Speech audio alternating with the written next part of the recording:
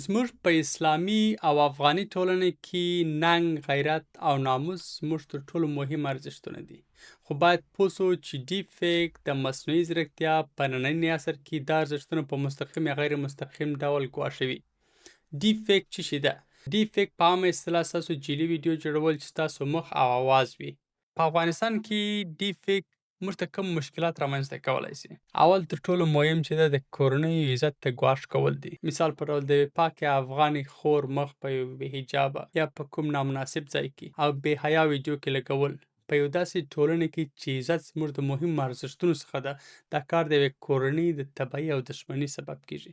یا فرض کړئ چې یو څوک د یو عالم یا قومي مشر په نوم جعلي ویډیو جوړوي چې په هغه کې د بل قوم یا مذهب ته بد ویل کیږي یا غلطه فتوا ورکول کیږي. دا ویډیو زموږ د جنګ جوړولو او یا د وینې تویولو لپاره کافي ده.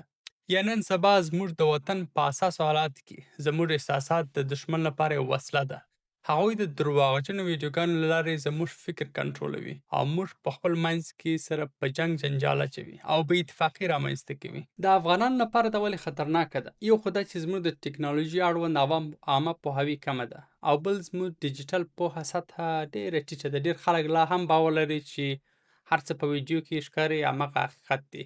پر ویډیو او غږ زموږ باور زیات ده. زموږ په کلتور کې وایي لیدل باور کول دي. که څوک په سترګو ووینو یا غږ واورو فکر کوو خامخا رښتیا وایي. خو اوس ټکنالوژي مصنوعي ځیرکتیا کولی شي مخ او غږ دواړه تقلید کړي. ډېر خلک رسمي او باوري رسنۍ نه تعقیبوي. خبرونه له واتساپ ګروپونو او فیسبوک پاڼو اخلي چیرې چې جعلي مواد تر ټولو زیات خپریږي. زموږ احساساتي غبرګون په سیاسي او قومي جنجالیو کې ژر غوسه کیږو. دښمن همدا زموږ له غوسې ګټه اخلي او جعلي ویډیوګانې راباندې تیروي. او اخیرا زموږ د حقیقت نه تاییدول نشتوالی ده. موږ ډېر کم وخت ځان ته ورکوو چې د ویډیو یا خبر رښتینولي وازمویو. زموږ دغسې تلوار یې او دغه تلوار زموږ د ستونزې ریښه ده. د حل لاره یې څه دي؟ که څه هم د ډیپ فیک پیژندل خورا ګران کار دی، خو دا لاندې ټکي به تر یو څه حده همکاري درسره وکړي. څه نور معلومات او ګټور ویبپاڼې به زه تاسو ته په کمنټ کې هم ولیکم. تر ټولو مهم دا دی چې اول سترګې ډېر وخت نه رپوي او په دواړو سترګو کې د رڼا انعکاس یو شی نه وي. د غوږونو، ویښتانو او یا غاړې شاوخوا برخې لږ تیاره وي، داسې بلرې وي. غاښونه یې ډېر وخت جلا نه ښکاري او پوستکي په غیر طبیعي ډول ډېر صفا او پلاستیکي وي. د مخ په اړولو یا د لاس په تیرولو سره د مخ ماسک داسې ګډوډه کیږي یا که عینکې په سترګو یا عینکې داسې لړزیږي. د غږ او خولې حرکت ډېر وخت سره یو نه وي.